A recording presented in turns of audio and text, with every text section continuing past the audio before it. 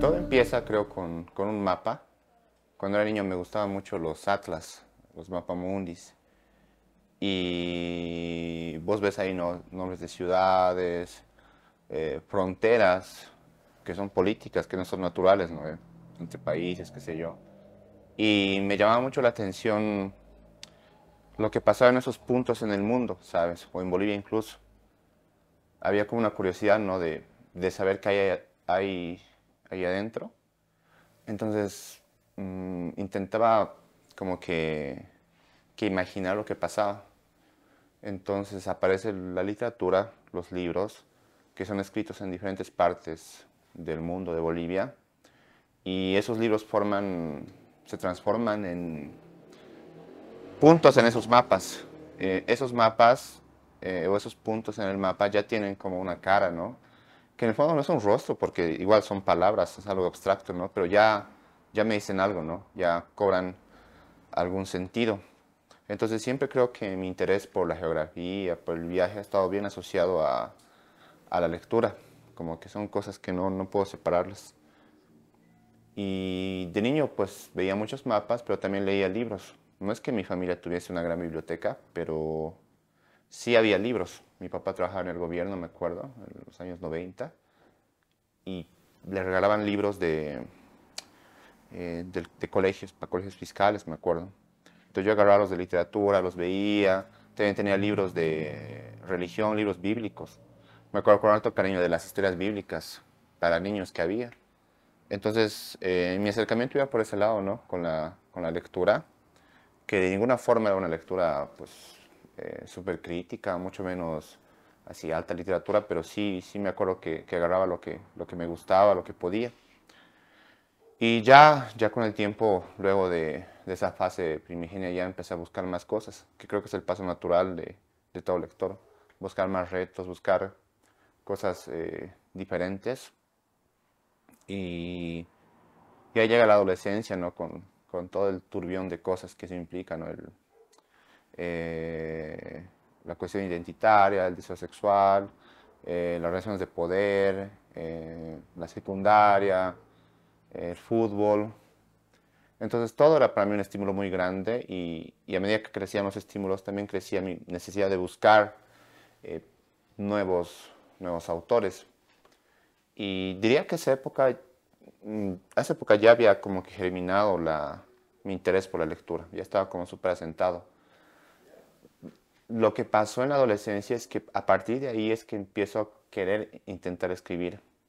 Y cuando digo intentar escribir me refiero a que no es que yo escribía en un cuadernito. Quisiera tener esa idea romántica de que escribían las servilletas en el bar o escribían las piedras, no, para nada. Lo que sí era esta idea, esta intención de ficcionar, ¿no? Yo caminaba, imaginaba como vidas alternativas que me pasaban. Creo que rayaba hasta incluso con algún programa mental, ¿no? Porque imaginaba, tipo, que mi vida tenía un desenlace alternativo siempre, lo que me pasaba cada día. Hasta me acuerdo que tenía tipo, pues en mi vida imaginaria paralela, pues tenía otra casa, tenía otros libros, otras cosas, ¿no?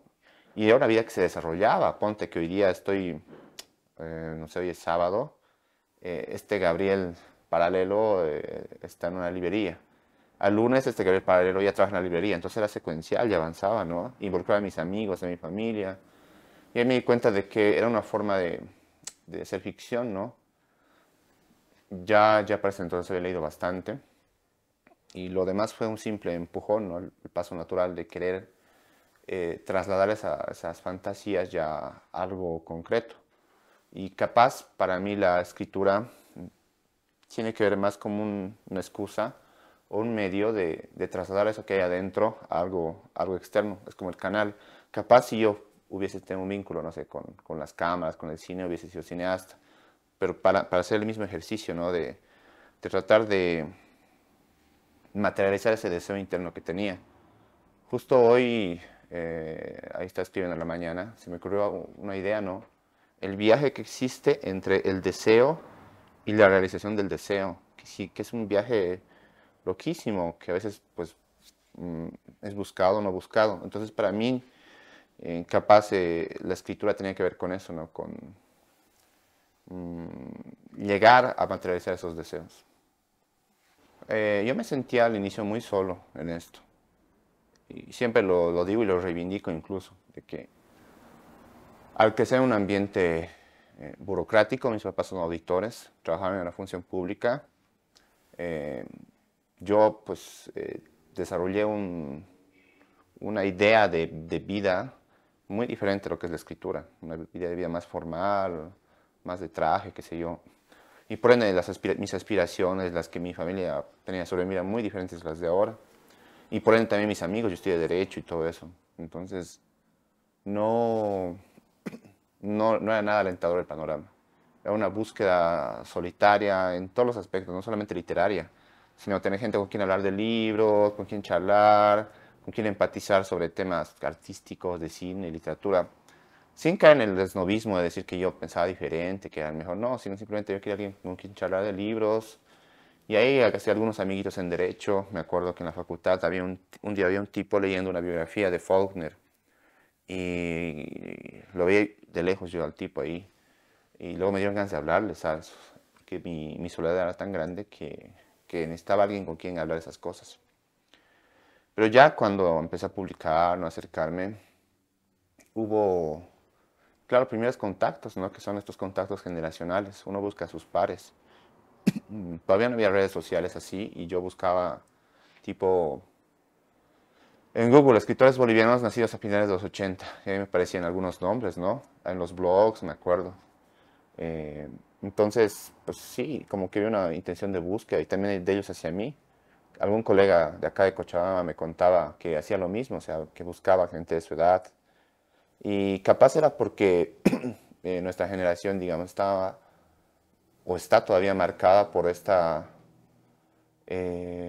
transición dura entre lo digital, digo, perdón, lo material y lo digital, que había redes sociales, había YouTube, Google, pero no de la forma agresiva que hay hoy en día.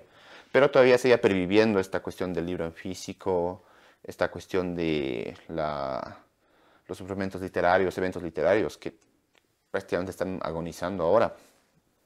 Entonces, había estas complicidades que ni siquiera iban por las lecturas, porque yo no los leía, no había cómo conseguir sus libros, tampoco tenía plata. Entonces, era una complicidad, creo, eh, indirecta, casi telepática.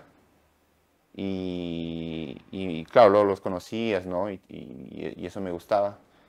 A nivel familiar también había una complicidad, ¿no? Era como eh, un, un pacto de, sabemos que no vas a ser abogado, pero te bancamos, ubicas. Y de mí también, o sea, sabes que no voy a ser abogado, pero igual seguirme dejando vivir en tu casa.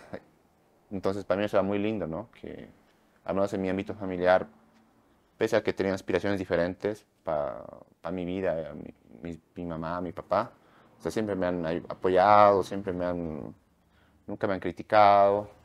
Y es algo que yo valoro harto, ¿no? Que pues es algo que el ámbito literario es algo que no estaba definitivamente en su radar nunca, ni en su sueño más distópico, pero han estado ahí, ¿no? Y están ahí hasta ahora, ¿no? Hay varios hitos. El primero siempre es, creo que es publicar, que es un acto que es como un parto, ¿no? Con todo lo que se conlleva. O sea, pucha, publicas tu libro y ahí suceden, luego de eso, muchas cosas.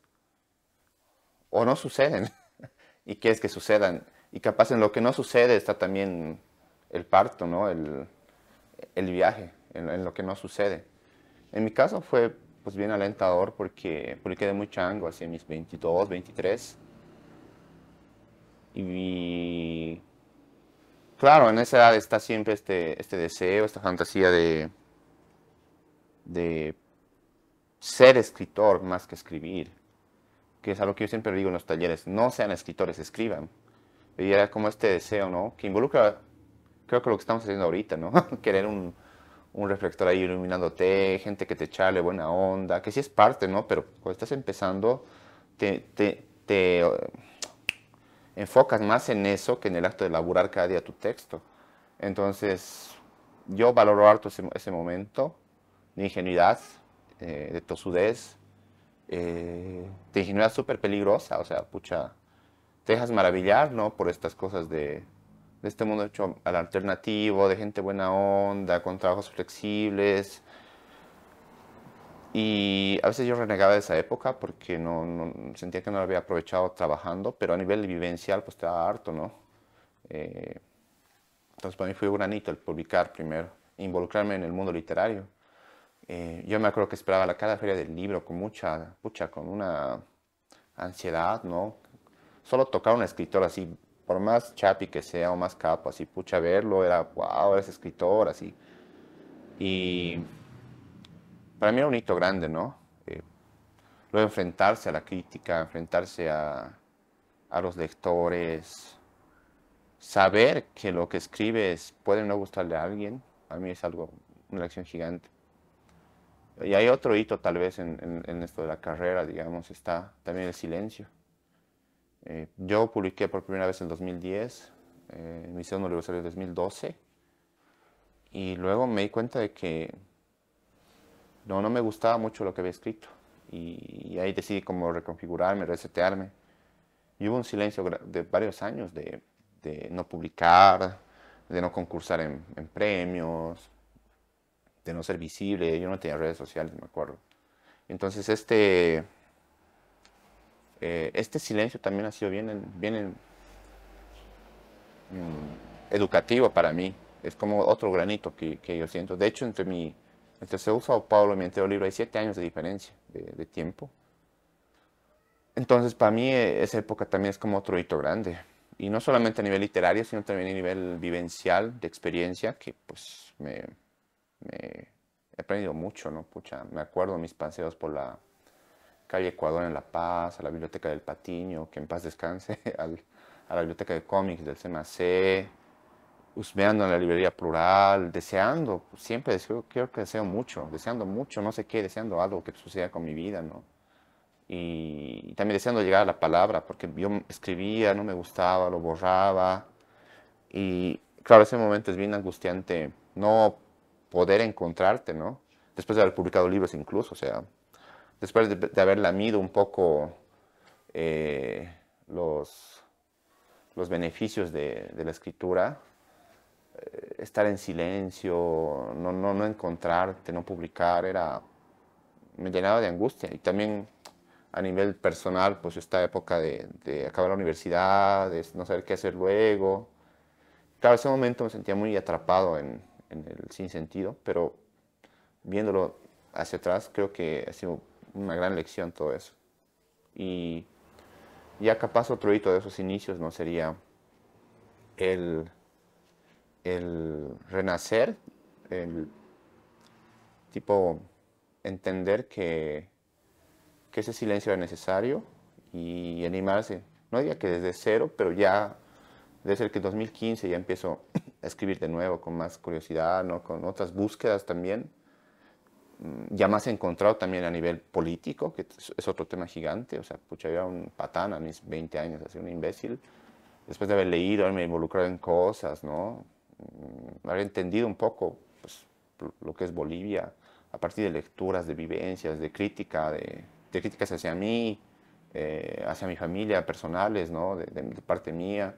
O sea, eso pues es un aprendizaje grande y fue como escribí ya después de haber como tomado estos cursos de soledad, de autocrítica, de reflexión, que para mí ha sido bien emocionante. Era como, no sé si volver a nacer, pero ya encarar la literatura con otro tipo de visión, mucho menos ingenua, más realista y también más disciplinada, ¿no? Que es lo importante a la hora de crear algo. Mira, Sao Paulo empezó primero como un cuento. Yo estaba viviendo en Río de Janeiro haciendo una maestría y en Río no hay muchos bolivianos. Hay de los latinos, hay sobre todo chileno y argentino. Yo me acuerdo que cuando iba a la panadería, el panadero me decía, bom dia, chileno. Me decía chileno, yo no entendía. Le decía, soy boliviano. Y cada vez chileno, chileno. Y también en la playa, sí. Cuando escuchaban hablar español con mis amiguitos, ¿no? Ah, chileno. No entendía. Y a mi amigo, que es francés, le decían argentino. No entendía esto. Tampoco había muchos bolivianos, ¿no? Hasta que un cuate me explicaba que los... Es una ciudad súper turística, Río. Súper turística. Y los sudamericanos que más viajaban eran los chilenos y los argentinos allá. Y si tenías el cabello medio castaño o claro, eras argentino. Y si tenías el cabello negro, eras chileno. Entonces era bien loco, ¿no? Para mí era como un toparse con estas cuestiones identitarias, fenotípicas, brutal, ¿no? Y pucha, vos vas a la playa de Copacabana, que se llama Copacabana, de hecho, justamente porque alguien llevó la efigie de la Virgen de Copacabana de La Paz, del departamento de La Paz, a la playa de allá que se tenía otro nombre y hizo milagros y de ahí dice Copacabana. Entonces para mí era, pucha, yo decía, estos cuates no saben que están diciendo una palabra aymara cada día, Copacabana, playa de Copacabana. Y para mí era como eso brutal, ¿no? Y al mismo tiempo las cosas de la droga, pucha, allá se aspira jodido, no voy a hablar más de eso, pero es denso, ¿no? Y cocaína boliviana. Las poleras que usabas, que eran son bien lindas la ropa, las poleras brasileñas, eran hechas en talleres de Sao Paulo por bolivianos trabajadores en situación casi de esclavitud. Entonces, era como un vínculo bien indirecto con Bolivia, ¿no? Que me llamó la atención hasta que me tocó ir a Sao Paulo para un partido de fútbol. Y ahí sí hay muchos bolivianos. Tengo un amigo a quien quiero mucho, Álvaro, que me hizo pasear, ¿no? Él vive allá, está casado con una boliviana, con una brasileña. Y me introdujo al mundo de los bolivianos, según ellos reales, ¿no? Que la sudan la gota gorda cada día, ganándose el pan allá. Y me sorprendió harto, ¿no? Y ahí fue que viendo a los bolivianos en ese barrio, en Brás, en Sao Paulo, eh, se me ocurrió escribir algo, ¿no? Escribí, de hecho, una crónica, que le fue muy bien, se llama Boliviano Sos. Salió en página 7, en, en las páginas centrales. Y empecé a escribir crónicas pequeñas sobre mi experiencia allá. Hasta que luego digo, no, escribir un cuento mejor. Y empecé a escribir Seu Sao Paulo, pero como cuento. De hecho, se llamaba Coreano. Y la perspectiva era diferente, ¿no? Era de un tipo brasileño, era un brasileño contando que un boliviano, era un brasileño hijo de bolivianos contando que un boliviano llega al Brasil. Pero yo no lo sentía tan potente porque yo no soy brasileño, no podía entender o hacer verosímil el habla de un brasileño, boliviano brasileño. Entonces ahí fue que cambié la perspectiva y decidí que contara un narrador más cercano, ¿no? Un narrador boliviano. Entonces, la idea fue creciendo, había tantos elementos que ya el cuento ya no era un cuento, ya era algo más grande. Y ahí dije, no, esto va a ser novela. Y recuerdo que mi intención básica era contar la historia de dos tipos adolescentes de 17 años que hacen el servicio premilitar en la Fuerza Aérea. La premisa era esa, uno es salteño, el otro es brasileño, hijo de bolivianos, nada más. Y como siempre digo, es inevitable que cuando hablas de Bolivia, migración, emerjan temas de identidad, que sé yo, racismo, xenofobia, cuestiones del deseo sexual, que pucha, esa edad es algo, son como pipocas las hormonas, ¿no? Entonces, pero la premisa era básica ese. Hasta que un día estaba pasando con una amiga, Cristina, una venezolana, en un parque, en el Aterro de Flamengo, que es un parque bellísimo, y yo le digo, quisiera un poco burlarme de Bolivia, le digo. O sea, burlarme en el sentido de la idea abstracta de Bolivia que se tiene. Esta famosa idea del mestizaje, de la fundación de la república, qué sé yo. Y de hecho una parte del libro insulto prácticamente a Bolivia. Bueno, el narrador insulta. Y yo le digo a esta amiga, quisiera eso.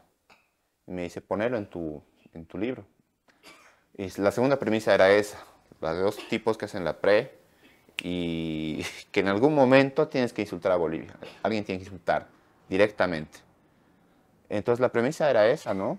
Y ya lentamente los demás componentes se fueron adjuntando. Y en el viaje, que es la escritura, ahí obviamente encuentras otros objetivos, otras o otras motivaciones hasta que terminó de ser lo que es ahora el libro. Bueno, son libros vinculados porque los he escrito yo, digamos.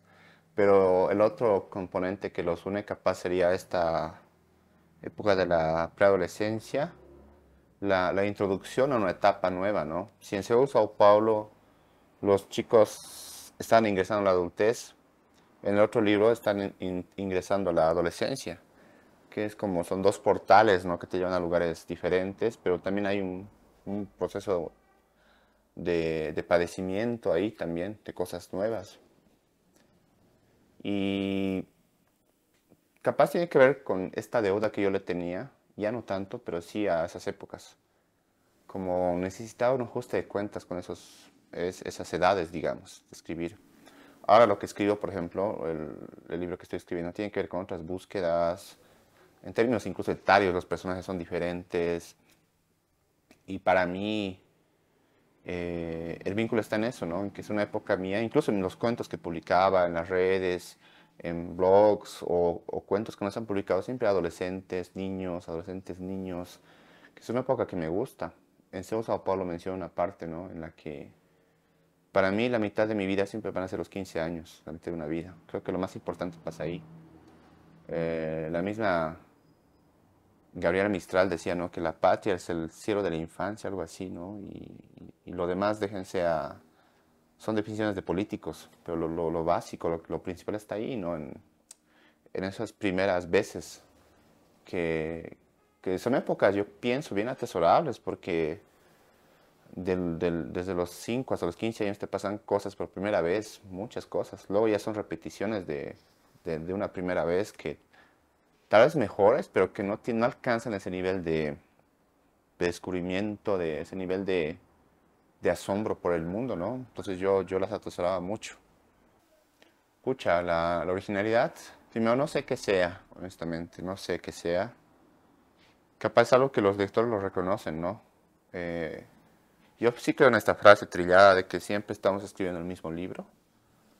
Y yo siento que sí, que siempre, que escribir no es más para mí que intentar traducir lo que hay adentro en algo en un texto, ¿no?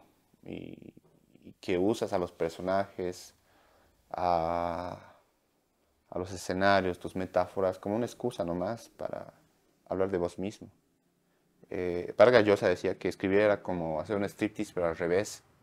O sea, que en verdad estás desnudo en el libro y te pones como ropas ahí que son los personajes, que es la ficción, para fingir que no eres vos. O sea, en vez de quitarte la ropa te vas cubriendo. Pero yo creo que eres vos nomás ahí desnudo eh, frente al lector.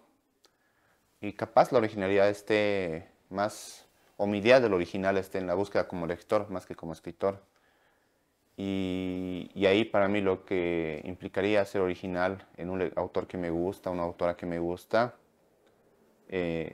capaz está en el riesgo, ¿no? En el riesgo de, no sé si decir cosas que no se han dicho, porque a veces todo se ha dicho, pero tal vez en el riesgo de solo nombrarlo, ¿no?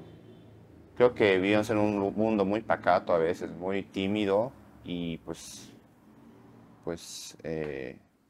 el solo hecho de atreverse a decir algo ya para mí es algo muy, muy potente. Claro que la literatura tiene un rol en la construcción de la identidad. Tal vez no tanto como ahora, pero sí, pues hace unos 100 años, hasta 50, porque el acercamiento a la información era por los libros, ¿me entiendes? Leí un estudio hace poco de Ivana Molina, una socióloga alteña, que mencionaba que en los años 20, ella estudia las librerías, las bibliotecas, todo eso. Primero que solamente un 20% de la población boliviana estaba alfabetizada, uno. Segundo, que los que podían escribir eran pocos. No recuerdo el dato exacto, pero ella contaba que para comprar una máquina de escribir se necesitaba casi solo de un mes, digamos. Entonces, el, el porcentaje de la gente que podía escribir era mínimo, ¿me entiendes? Y el porcentaje de la gente que podía leer.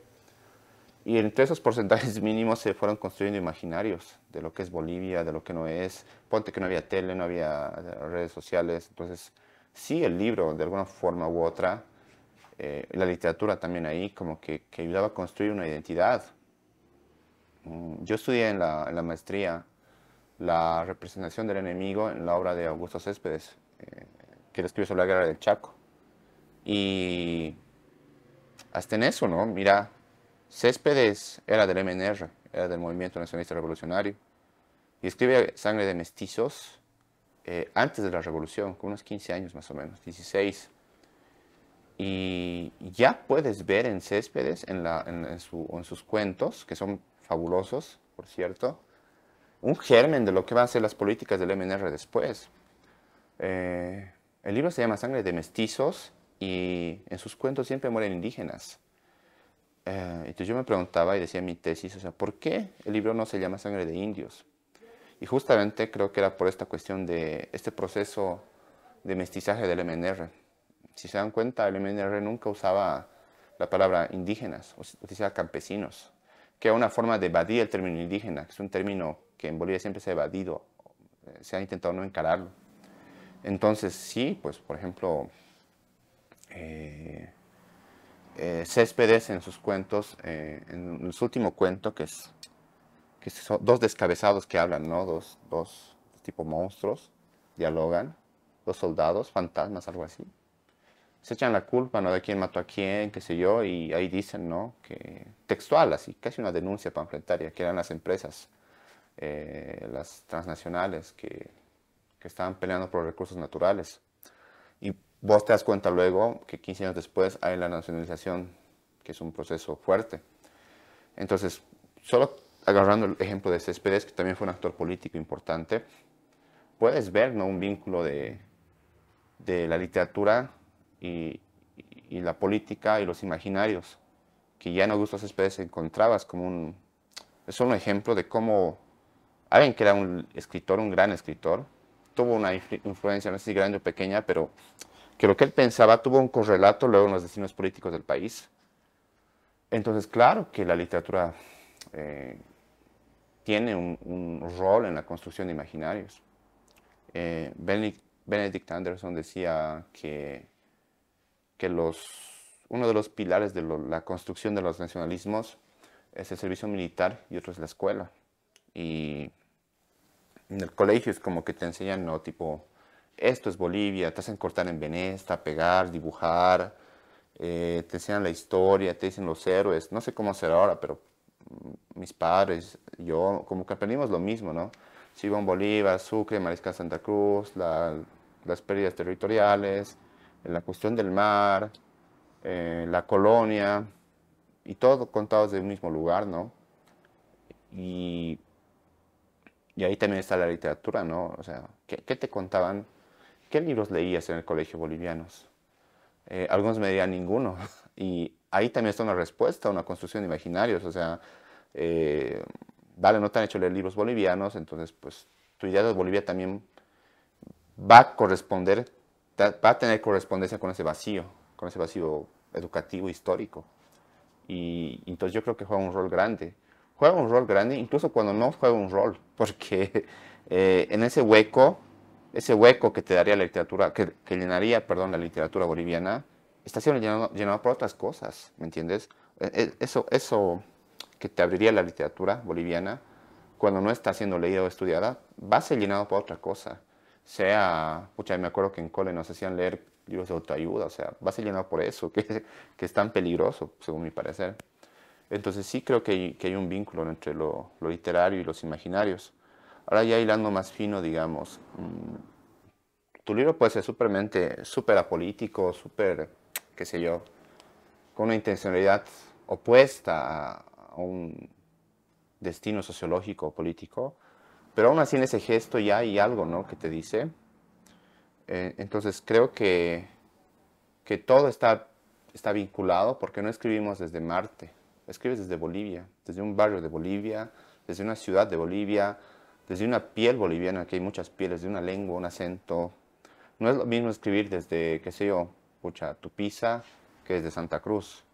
E incluso en Santa Cruz no es lo mismo escribir desde Equipetrol que desde el Plan 3000. Entonces creo que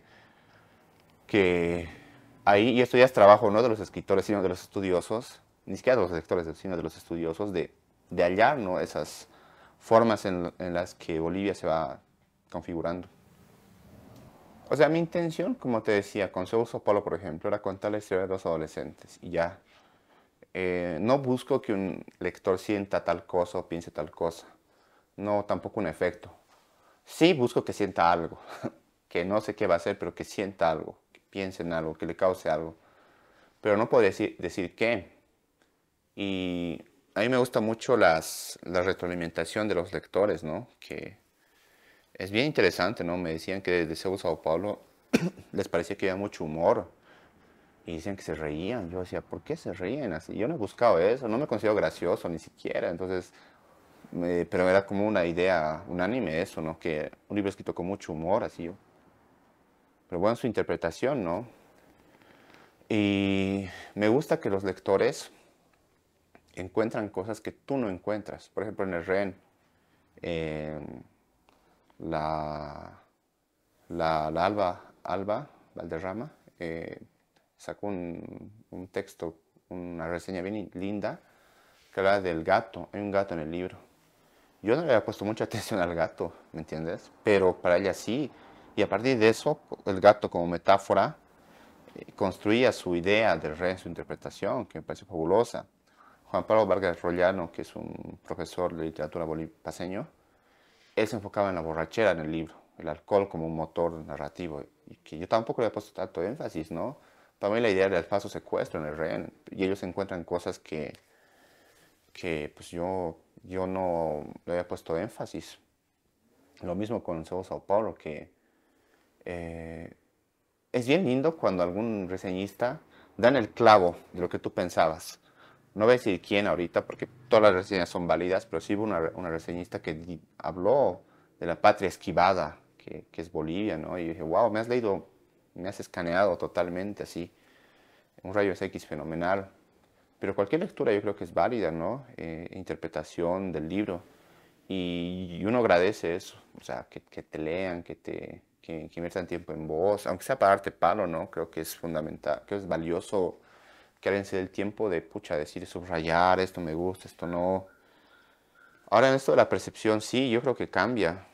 No es lo mismo que un libro sea leído por, un libro nacional sea leído por un tarijeño que por un cruceño. No es lo mismo que leas, no sé, un libro de la Liliana Colanzi, un cuento, perdón, 1997, que es sobre cuando aparece McDonald's en Santa Cruz. No es lo mismo que lea ese cuento, que sé yo, un boliviano que ha visto cómo McDonald's ha fracasado, que lo lea un argentino, un chileno, que tiene otra apreciación de McDonald's, tal vez. Y claro, entonces, pues, creo que sí difiere, ¿no? En la experiencia con mis libros, sí he notado, digamos, en las diferentes ediciones como diferentes formas de ser captado o capturado incluso. La otra vez hablábamos con amigos, ¿no? De esto, ¿no? Que el destino de un libro no depende ni siquiera solamente de los lectores ni de quien reseña, sino también hasta del librero. Ponte que un librero, un distribuidor, por ejemplo, viene acá a La Paz y se le ocurre llevarse 10 libros de este autor y no de este otro, que puede ser tan bueno, pero por un motivo de peso de la maleta, de lo que sea, lo llevan, o sea, a Perú. Y el libro tiene una, qué sé yo, una influencia allá. Entonces, es como un juego de azares gigante, ¿no? En el que todos están envueltos, el autor, los lectores, libreros, críticos, para la forma de recepción. Creo que es una idea muy distraída, muy ingenua, que yo critico mucho pensar que el libro es el libro y va a ser solo su trabajo, ¿no? Hay un montón de facetas, de formas, ahora están las redes, por ejemplo, que es otro tipo de legitimación, ¿no? Pero lo que he notado es, por ejemplo, que cuando estuve en Europa y que la gente, por ejemplo, en Barcelona, que más opinaba del libro en la presentación eran brasileños, justamente, y bolivianos, o hijos de bolivianos, que me parecían bien interesantes, ¿no? Y su visión del libro estaba más enfocada, tipo, en esa cuestión de la migración, del no lugar, de no sentirse, de ser un par identitario, ¿no? Pero cuando aquí en Bolivia, digamos, alguna vez algún lector así súper cariñoso me dijo, oye, me ha gustado tu libro, me hablaba desde la añoranza de la pre, porque le había hecho la pre y le gustaba. Y el lenguaje de los changos, que es un lenguaje para mí que yo valoro mucho en el lenguaje vulgar que tenemos, me decía, no, yo hablaba así con mis amigos, así. Entonces, qué sé yo, apreciación estaba basada en la nostalgia de la adolescencia que ya fue. En cambio, en otros, en la cuestión migrante. Entonces, creo que eso va mudando de acuerdo a cada lector. Siempre pongo el ejemplo de los libros, no sé, de Kawabata, de los libros de escritores asiáticos. Cuando aquí vos lees uno de esos libros o ves la portada, hay una geisha, un monte Fuji, algo autóctono, ¿no? Pero allá no hay eso, o sea, el libro de Kawabata ya no tiene eso, debe tener otro tipo, debe tener que ser un edificio o algo diferente. Entonces pasa al revés con lo boliviano, que acá tu portada puede tener algo, pero en otros países le ponen un cholet, una cholita, porque eso es lo que te va a anclar a cierto lugar, ¿no? Entonces, pues yo creo que no solo que escribe, sino que escribe cualquier persona, va a tener una representación distinta, una forma de ser vendida distinta, una forma de abordaje, porque para un boliviano, pues yo sé la diferencia entre un alteño, un paceño, un potosino, un camba, qué sé yo, pero para un, no sé, un argentino o un ecuatoriano, pucha, es Bolivia y punto, una cosa capaz uniforme, ¿no? Y es ahí, digamos, donde ves que son auditores diferentes. De cualquier forma, creo que cualquier lectura, ¿no? Sea aquí en la China, en Quillacollo o en La Paz, es súper valorable, es súper importante y necesaria. Yo le debo a Brasil mucho, mucho, porque fue mi primer vínculo con una alteridad lingüística, o sea, enfrentarse a otro idioma, que es otro mundo, ¿no? Otra cosmovisión. Entonces o esa experiencia, ¿no? Con el posgrado, la maestría, el doctorado, es más que académica, es vivencial para mí, que es pucha súper fuerte, ¿no? Yo estudié Derecho y Sociología en La Paz, pero no, cuando entré a estudiar una maestría en literatura comparada, no tenía herramientas teóricas de literatura.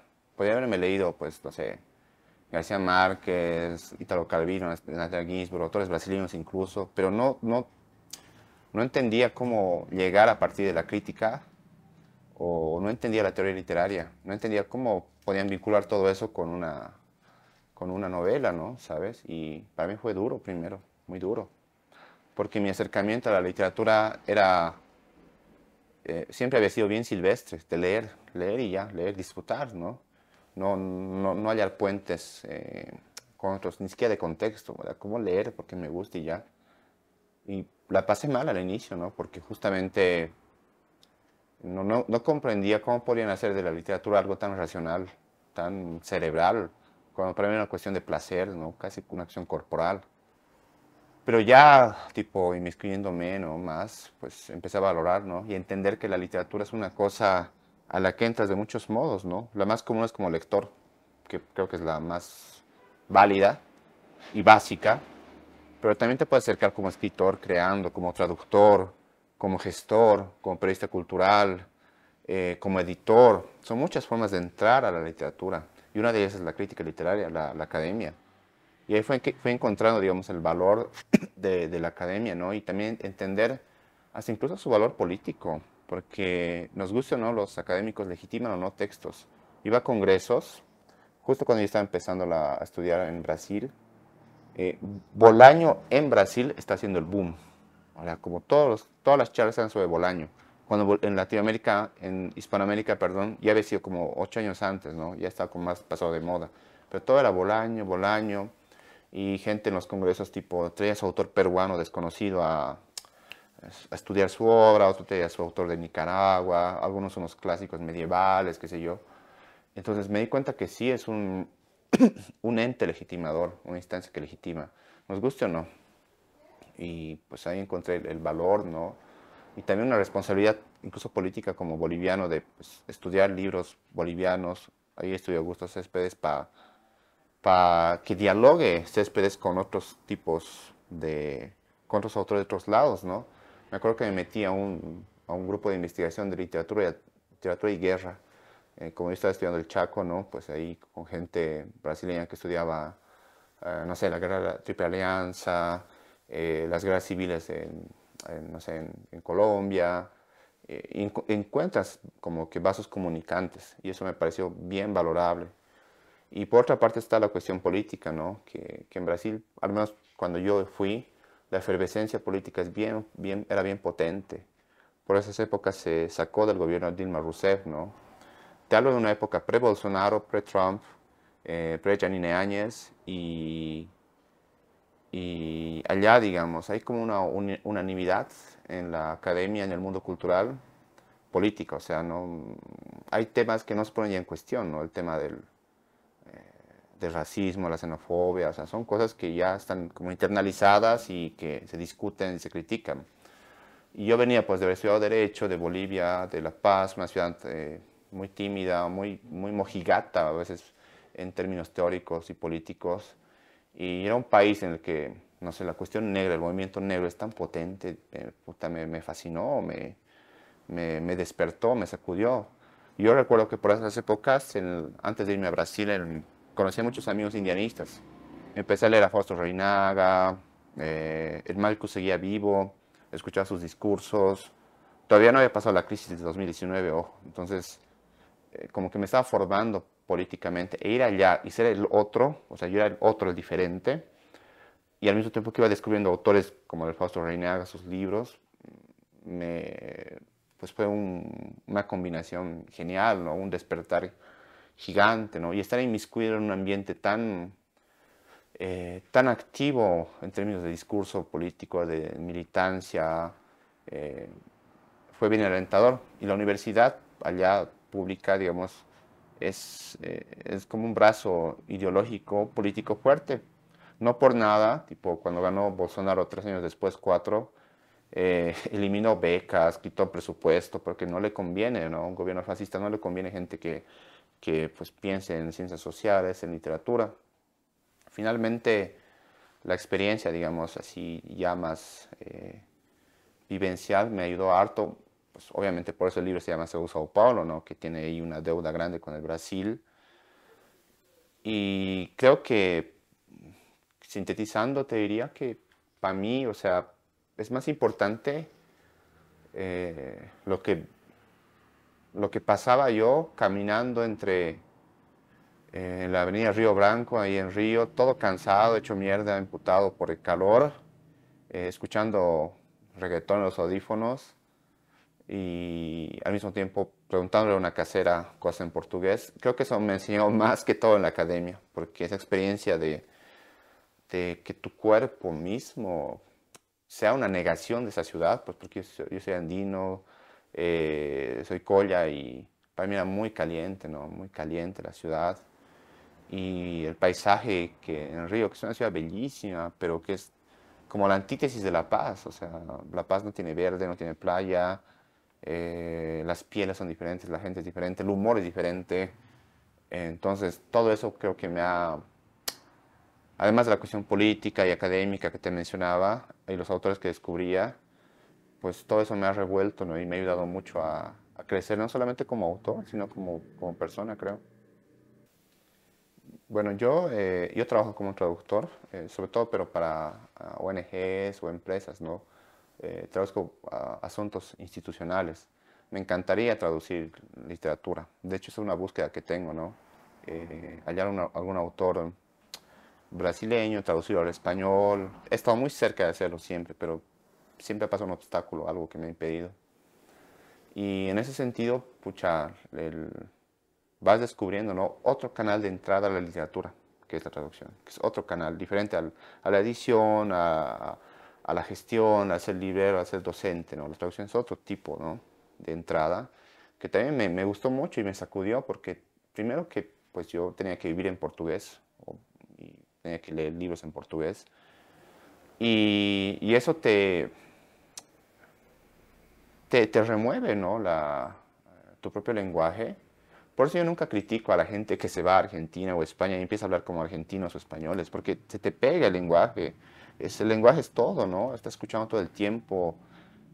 Hay términos que yo pienso que son más fáciles de pensarlos en portugués que en español. Más fácil de entenderlos, de palabras que capturan mejor la esencia de una cosa.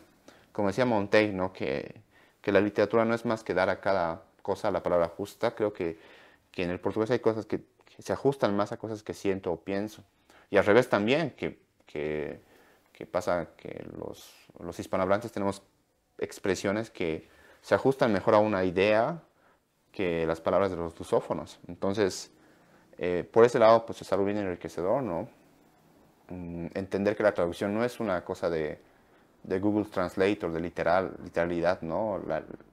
Creo que el gran lío de la traducción es la literalidad, ¿no? Es otra cosa traducir, y más aún debe ser poesía, literatura, que es casi una reescritura, ¿no? Entonces, para mí ese trabajo es algo que me estimula mucho, digamos, todavía me hace pensar en el lenguaje ya como un sonido, ni siquiera como un sonido, ya como una esencia, ya, o sea, como una forma de ver el mundo, el mismo Aymara, ¿no? Que no lo hablo, no lo hablo, pero sí lo conozco, pues estoy inmerso en el Aymara como cualquier paseño. Esa estructura de que el predicado viene antes del sujeto, que es genial, ¿no? Y que lo vas usando, ya incluso te dispone una mirada del mundo diferente, ¿no? Y lo mismo con el portugués, con el español. Ahora ya como autor, he tenido algún vínculo con traductores, ¿no? Con esto de los libros. Por ejemplo, cuando salió el Ren en hebreo, para mí era como ver a un hijo tuyo, pero todo deformado, todo crecido, todo hippie, todo greñudo, porque no lo entendía, pero sabía que era mío, pero no lo entendía. Incluso en hebreo se lee pues de atrás para adelante, algo así me di cuenta, ¿no? Lo tengo el libro en mi casa. Y yo digo, ¿cómo me puedo sentir tan lejano a algo que es tan mío? Y es loco, porque no entiendo nada, nada. La grafía es diferente, todo es diferente. Y la editora Shira, desde Tel Aviv, hicimos una llamada y me leyó las primeras páginas del REN en hebreo. Y me gustó que pues ella, en esa distancia cultural, lingüística, una distancia absoluta, ¿no? En todo casi, encontré alguna, como que me encontré, capaz en el ritmo de las palabras, y por ese lado, pues es algo que me estimula harto y también que me asusta, porque ponte que escribes algo bueno y te lo traducen mal, pues ¿qué va a pasar? De cualquier forma, es como otra forma de entrada a los libros, que me parece espectacular. Eso es bien complicado de responder, ¿no? Porque, primero, o sea, ojalá yo pudiese escoger con qué autor me emparentan, ¿no? Pero vos no escoges como autor. La gente escoge, el prejuicio escoge a veces, ¿no? ¿Con quién? Por una cuestión etaria, generacional, hasta de clase social, ¿no? Eh, no sé si yo podría responder a eso, ¿no? ¿Con quién me emparentan? Lo único que puedo decir es hablar de esos autores que directamente, ¿no? Sí, me han influenciado mucho, mucho, mucho. Uno de ellos puede ser tal vez, aunque es un lugar común, ¿no? Es García Márquez. No tanto temáticamente, porque yo no pienso que la literatura sea una cuestión de temas. Detesto cuando me dicen, me gusta el horror, el drama, no, a mí me gusta lo que está bien escrito y me causa algo. Y de, de García Márquez algo que he aprendido mucho es la musicalidad, ¿no? O sea, pucha, y él mismo mencionaba que a veces escribía o cambiaba tal palabra porque sonaba mejor. Puta, eso es básico, o sea, que es porque suena mejor. No, ni siquiera porque sea necesario, porque describe mejor, porque suena mejor. Y eso es algo que me ha quedado muy grabado. Y de hecho, la literatura que me gusta y que busco es esa, la que se oye bien cuando lees, que hay un sonido en tu cabeza y causa placer. Siempre creo que importa más el cómo que el qué, por eso me gusta mucho eso. Un autor igual que me influenció mucho es Clarice Lispector, que ese viaje introspectivo que hace y que tiene palabras justas para todo. ¿Cómo te puede describir? Ella escribe de Río Janeiro y pues un lugar tan vivaz, tan alegre, pero ella habla del, del reverso de esa felicidad aparente, del reverso de ese mar ahí que brilla como perlas así a las 3 de la tarde, del reverso de eso, ¿no? Y que también me hace pensar incluso en mí, ¿no? Como individuo, que a veces das una idea de cómo eres, pero por dentro puedes estarte pudriendo, ¿me entiendes? Y eso me gusta de Clarice Lispector, ¿no? Otro autor así que me ha fascinado es el Augusto Céspedes, ¿no? esta chispa, esta gracia, esta sagacidad, esta vocación casi de hater que tiene, ¿no? Hasta casi punky, ¿no? Así medio rebelde, me gusta, ¿no? Y su compromiso político también. No comparto ideas con él, claro, pero su, ¿cómo te diría? Capacidad de poder decir lo que piensa, bueno, en aquella época, ¿no? Lo que pensaba, dónde se situaba políticamente, no jugaba a ser el tibio, no jugaba a agradar, jugaba lo que él pensaba, que pues me influenció mucho. Ya una cuestión más contemporánea, digamos, me, me siento bien influenciado también por los autores que hablan de esta cuestión migrante, ¿no? Me gusta mucho Junot Díaz, ese es su libro La maravillosa vida breve de Oscar Wilde, me parece genial, ¿no? Me voló la cabeza. Y de hecho mi sueño es encontrar en Brasil a algún escritor así que sea hijo de bolivianos, que escriba una novela medio en portugués, medio en español, ¿no? Y así hay varios, ¿no? Varios. Pero claro, es mi interpretación de lo que yo sigo, ¿no? Ah, está el cómic también, pucha, que me encanta la novela gráfica. Recién descubrí a una argentina que es Sole Otero, que tiene novelas gráficas geniales. Ahí está Daniel Klaus, Jason, Craig Thompson, Frederick Peters. Así que escriben, o dibujan, mejor dicho, y también escriben, obviamente, cosas espectaculares que digo, pucha, yo quisiera dibujar para poder hacer esto. Y finalmente también me siento bien influenciado por la poesía.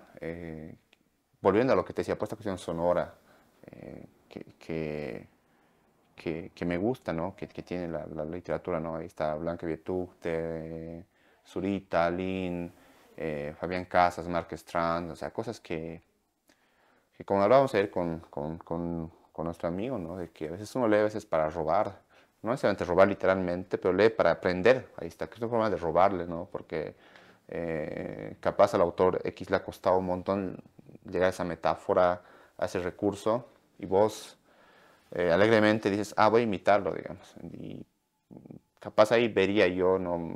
El tipo de conexiones que tengo con otros autores. Siempre ha habido, hay y va a haber grandes autores acá, desde autores conocidos hasta diamantes en bruto, hasta secretos bien guardados.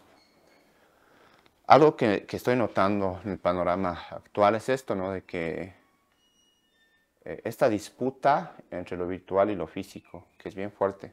Cuando yo empecé a publicar, había suplementos literarios, había poemas incluso en algunos periódicos, que es algo bien importante, ¿no? Había redes sociales, sí, pero no estaba pues todavía, no estábamos tan fagocitados por eso. Y creo que, bueno, los tiempos de ahora cambian eso un poco, ¿no? Que todo se concentra en el teléfono, hasta la literatura. Y que es una marca temporal, una marca de época, perdón, bien potente, que obviamente configura todo. Ahora hablábamos con un amigo, ¿no? Esto de que, ¿qué prefieres? ¿Que Alejandro Sama te ponga un tweet elogioso o que un estudiante de la UNSA te haga una tesis de 120 páginas? Los que están viendo pueden responder y creo que eso influye mucho en cómo se percibe la literatura. Ya en una cuestión más sustancial, creo que, bueno, hay cosas que me gustan mucho, ¿no? Me gusta mucho la obra de Wilmer Urrello, que tiene cosas fascinantes, ¿no? Yo aprendí mucho de Fantasmas Asesinos. Bueno, soy muy mal decir eso, ¿no? Aprendí de Fantasmas Asesinos. Aprendí mucho de ese libro. eh, el juego que hace ahí, el humor, su visión de la paz. Otro, otro autor que me gusta mucho es Claudio Ferrufino. El exilio voluntario para mí está entre una de las obras más importantes que se han escrito. Mm, Su crudeza, el estilo, la digresión, me parece espectacular, ¿no? Eh, y así hay varios nombres, ¿no? Que se me vienen a la mente, que se van apilando uno tras otro. Ahora creo que hablando en un sentido más concreto, ¿no? La literatura boliviana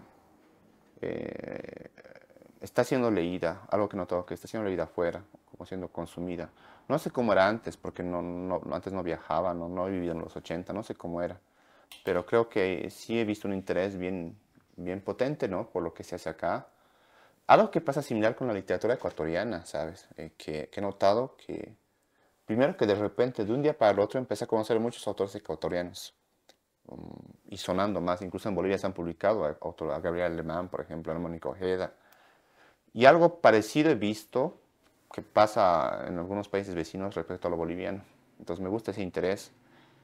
Y yo creo que la literatura actual boliviana va por caminos así siempre, como el mismo país, ¿no? Caminos caóticos, contradictorios. Y en lo personal, tipo, siempre voy como que atento a lo que se hace. Ahora, el gran problema está en, tipo, cómo que no puedes leerlo todo. O sea, pucha, hay tanto autor así, incluso autores amigos, no los puedo leer, ¿no? Porque ya es tanto lo que se produce que no puedes, sino, no puedes acompañar todo el tiempo, ¿no? Pero sí noto que ya en un término más, incluso social, ¿no? Se va abarcando más temas, se van legitimando más lugares, y que algo que yo agradezco harto a mis colegas es que ya como que se ha abandonado un poquito esta idea del escritor barra abogado barra periodista barra médico, que tampoco está mal, ojos. Uno escribe y labura de lo que quiere, pero sí noto como un compromiso gigante con la palabra, gigante con escribir, con dedicarse a esto, ¿no? Por supuesto que todo eso parte de un privilegio, ¿no? De, pucha, incluso de clase, hasta de género, ¿no? En- pero que al final está ahí, ¿no? Y me gusta, ¿no? Este compromiso que describí siempre, estar ahí, publicar, joder, hacer cosas, gestionar, participar en premios, que he notado en muchos colegas y eso no hace más que hacerle bien a la literatura. Ahora también soy muy crítico, ¿no? Eh, con cómo se va manejando la literatura boliviana en el sentido ya más de gestión, ¿no? Mucho un abandono estatal absurdo, un abandono hasta empresarial, ¿no? Veo en otros países premios de bancos, que si aquí no hay nada. Y quizás por eso incluso tiene más mérito lo que hacen los colegas, ¿no? Que es como que lanzarse, buscar sus caminos, sus estrategias, eh, que es como un hacerse solo, que suena bien en términos meritocráticos, suena bien decir yo me echo solo en un país así, pero también es duro porque cuántas voces se pierden en eso, ¿no? Y finalmente creo que sí hay encubrimientos, ¿no? No, obviamente, pues, eh, adrede, pero sí hay encubrimientos. Porque para que brille un autor, o se conozca un autor, hay uno que no tiene que ser leído. Y capaz ahí está nuestra tarea como lectores, ¿no? De indagar, de buscar más allá del reflector, más allá de quién tiene más likes, buscar cosas diferentes, ¿no? No solamente para ser más equitativo o más igualitario, sino también para el mismo disfrute, ¿no? Cosas diferentes, nuevas, de autores de diferentes lugares. Y ahí me gusta mucho lo que hacen las editoriales actuales bolivianas, que desde un lugar tan a veces precario se animan a sacar cosas, ¿no? Me gusta mucho que los nombres o de lo que más se habla a veces es de, de Santa Cruz o del Alto, que son ciudades bien diferentes, pero que por por su potencia económica en Santa Cruz y política en el caso del Alto, suenan, ¿no? Suenan, jalan y se alejan de ese centralismo paseño que ha existido siempre, ¿no? Y que le ha hecho mucho daño al país. Creo que más que preguntarse qué es ser un autor boliviano, habría que ver primero qué es ser boliviano, que es un tema gigante, ¿no? Y creo que la respuesta tiene dos facetas. Una dentro de Bolivia, otra fuera de Bolivia. Dentro de Bolivia yo tengo una crítica inmensa a la idea de lo que es lo boliviano dentro de Bolivia. Yo nunca pondría una tricolor en mi ventana, jamás, en Bolivia, jamás. Por lo que representa esta idea de lo boliviano, que en la fundación misma del país, la idea de lo boliviano excluía a mucha gente, ¿no? Mucha gente. La aspiración de la bolivianidad era, pues, excluyente de una forma feroz. Y con lo que pasó en 2019, eh, definitivamente la idea de lo boliviano en su término más clásico, más escolar incluso, para mí es algo que debe ser extirpado o criticado o reflexionado, qué sé yo. Pero afuera, lo boliviano, y esto hablábamos con unos amigos boliargentinos en Buenos Aires, afuera lo boliviano está asociado a lo indígena, a lo indio. Entonces, obviamente que si está asociado a eso, soy muy boliviano afuera y voy a defender lo boliviano, ¿me entiendes? Siempre. La idea de lo boliviano que se tiene, porque sí, es como que se rescata, se agarra a esta parte indígena que aquí está negada, pero que afuera, pues, no puedes escapar. Acá te puedes creer muy mestizo, todo, muy no clase baja, lo que tú quieras, pero afuera de Bolivia vas a ser, tu indianidad te va a perseguir, aunque no quieras. Entonces, creo que la respuesta varía de acuerdo al lugar. Y ya en términos de ser escritor boliviano, mm, creo que es algo bien bonito, bonito por muchos sentidos, porque yo agradezco haber nacido donde he nacido, por el paisaje que tengo, las cosas que puedo contar. Claro, esto nunca lo voy a saber, ¿no? Si hubiese nacido en Perú, en Alemania, en Eslovaquia, qué sé yo, escribiría de otras cosas. Pero me gustan los temas que escribo, las cosas que he visto. Aunque, claro, es un contexto muy crudo a veces, ¿no? Lo que tenemos. Pero no podía entenderme sin ser paseño, ¿me entiendes? Boliviano, sin haber eh, visto lo que he visto, haber nacido donde he nacido, escribir desde donde escribo. Entonces creo que ahí ser escritor boliviano tiene como unos retos, unos dilemas existenciales, escriturales, todo, todo. Ahora, ser un escritor boliviano que intenta proyectarse hacia afuera, digamos, también tiene otro tipo de connotaciones, ¿no? Que son jodidas también, en el sentido del lugar que ocupa Bolivia en el imaginario literario regional, no le ponemos mundial, que ya es algo inalcanzable, ¿no? Eh, y para mí es bien importante, bien potente eh, hablar de mi país, ¿no? En muchos sentidos. Criticarlo también, joderlo, ¿no? Porque solo así puedes, digamos, entenderlo, ¿no? Finalmente, creo que esto de ser un escritor boliviano eh, es como a veces nacer con menos 30 puntos en la vida, pero en ese negativo, en ese remanente, digamos, hay una ganancia inmensa también. Que hay cosas que no podría contar si no fuera boliviano, ¿me entiendes? Si no fuera paseño. Y creo que por ese lado, pues, solo me queda, y nos queda, ¿no? A mí y a mis colegas, eh, buscar eso, que contar eso, sin importar que pensemos que es Bolivia o que es no. Lo que escribas va a ser boliviano. Ahí está, lo que escribas va a ser boliviano, tu producto. Hables de la patria o no, hables de identidad o no, hables de marcianos o de llamas, va a ser un libro de un boliviano.